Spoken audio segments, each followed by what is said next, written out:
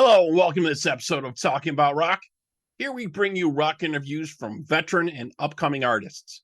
We're always available wherever you get your podcasts on all the streaming services.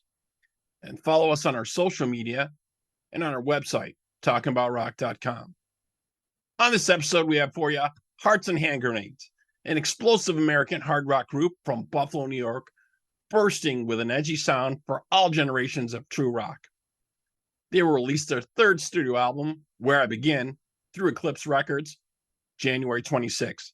Next up, Hearts and Hand Grenades on Talking About Rock.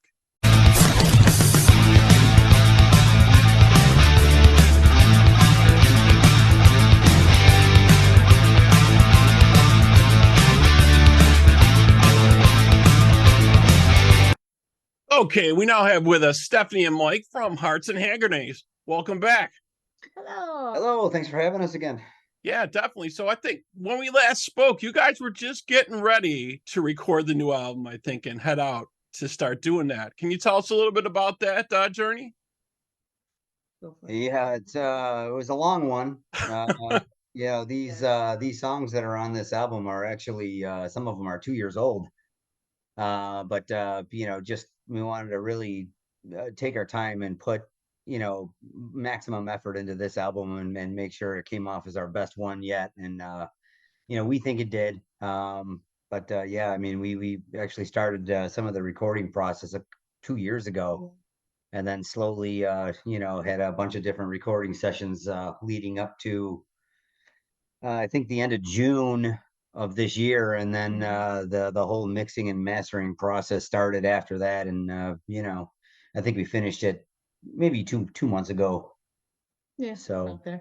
yeah. About there, yeah. So and yeah, these songs are very, very strong. You know, the songs are so emotional. It's so driven. You know, is that something that both you get involved with, or Stephanie, is that something you come up with? Because you could feel when you're singing those songs, right? There's definitely a picture in your mind that that's driving that, right? Yeah, I think it's more a lyrical thing, at least for me. I mean, if you ask Mike what the words are to almost all of our songs, he doesn't know. Well, that's not his job to know, really, right? Exactly, right. So a lot of that is driven by, I think, when I get to putting the lyrics to the music. Yeah, and you just feel the music, and you kind of feel what it kind of is all about.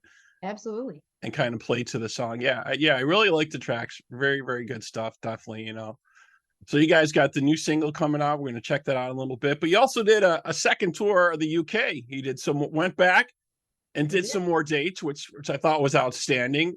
Tell us about that. Did you go out again with Adam and the Hellcats, or what was that?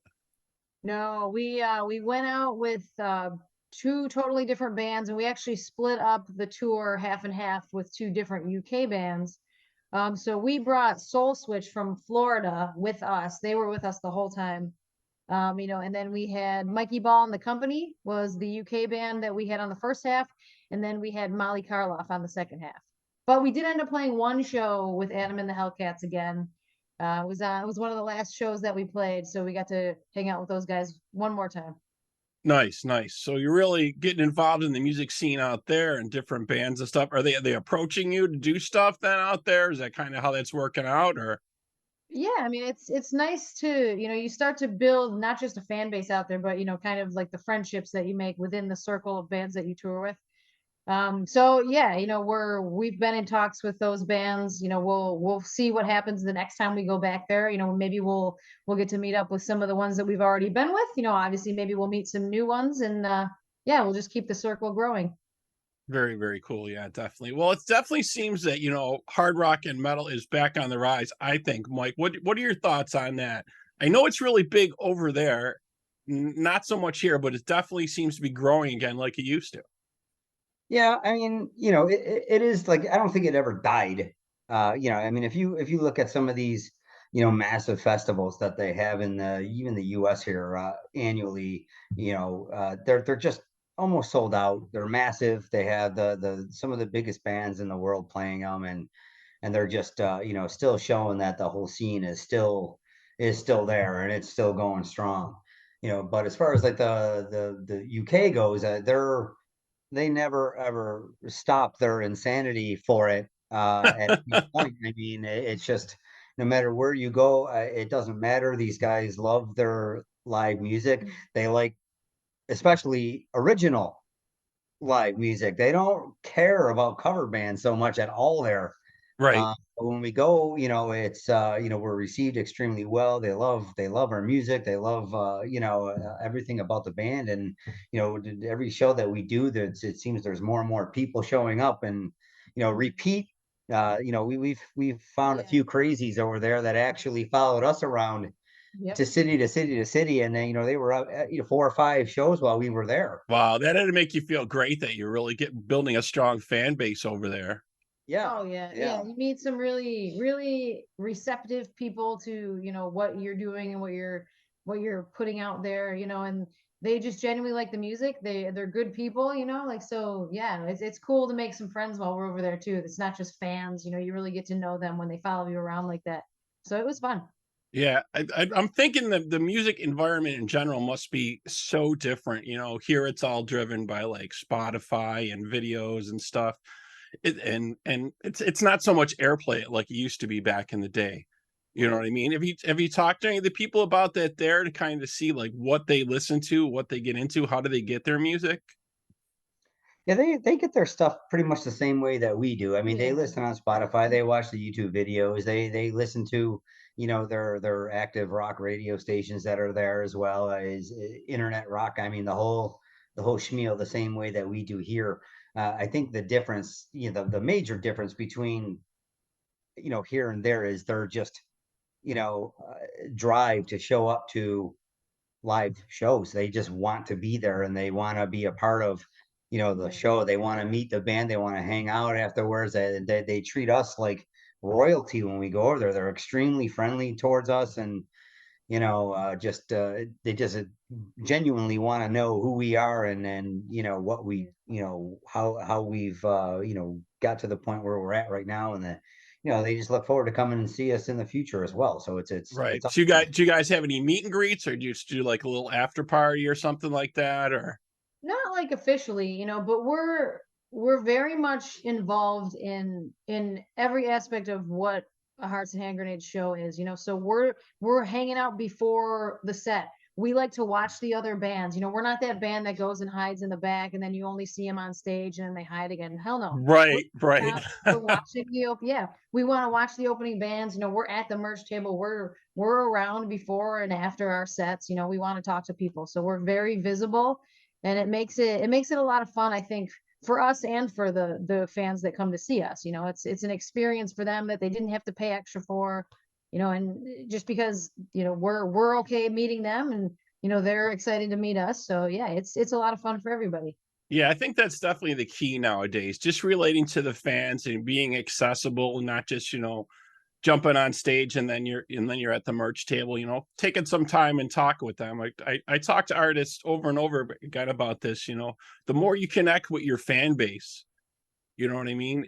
That's Mhm. definitely where it's at. And obviously with social media, they want to chat, they want to know stuff about you and stuff. And then when you're out there, yeah, I'm sure that it's a total, 360 from out there to here in Buffalo. They're probably like, so what's it really like there, right? They're probably like, what's Yeah. really going on there? What's going on with the Bills and stuff like that. I'm sure you had those type of questions. Yeah, Yeah, it's yeah. cool. It's fun. It's just it's different. Like it's similar, but it's different. I mean, if that makes any sense at all, But it's cool to put yourself in a totally different country and meet people that genuinely are there because they love your music, and they're singing the words back. Like wow, for me to be on stage and have a crowd of people singing my songs is like That's the it's the best best. feeling. Yeah, That's it's the the best feeling, right? They know you're listening to your material, and they're really getting into it. And when you connect, especially when you connect like with a song with someone and they best. know that, that's I that's got to be the whole deal for you, right? Oh, Once they're like into it and they know that, yep. it Yeah. made all that time, all that recording time kind of worth it, right? Oh, We can give you a quick funny UK story real quick. We played the Hard Rock Hell festival this time around, and we've actually been invited to come back again and play their festival again next year. So that's when we're probably planning on doing our UK tour around for next year. But at this festival back in August that we played at, me and Steph went out to go get something to eat, and this is at the O2 Academy. It's an arena-sized venue, and in fact, the Goo Goo Dolls just played that same venue 2 weeks before us. Right. So we left the arena to go get something to eat, and we came back, and we could not find our way back in, and it was yeah. Like, Well, you guys had badges on, right? So they we had wristbands. Yeah. So we went around to the front, and there's this huge line. This is before the place even opened. There's a huge line out front. So me and her got in line. right. And You guys should do that before shows sometime, like sneak in line to start talking to people. You know, that would be great. Yeah. After a minute of thinking about this, I'm like, wait a minute. Like, we don't need to wait in the line. The cool thing was, while we were waiting in line, looking at the people, they're wearing Hearts and Hand Grenade shirts. They already had our shirts. They already had your merch. They already had it, and it was so we we kind of cut the line and skipped over to security and said, hey, how do we get in here? We're playing. Yeah, don't mind us, but we got locked out of the back, or we're not sure. So they lifted up the gate. They're like, come on. Yeah, Americans. You silly Americans, I'm sure. Like, I don't know what's going on. Somebody let me in. That's great. That's excellent, man. Yeah. All right. So let's take a quick break, and we'll check out the latest single for Burned by My Fire from Hearts and Hand Grenades, and we'll be right back here on Talking About Rock.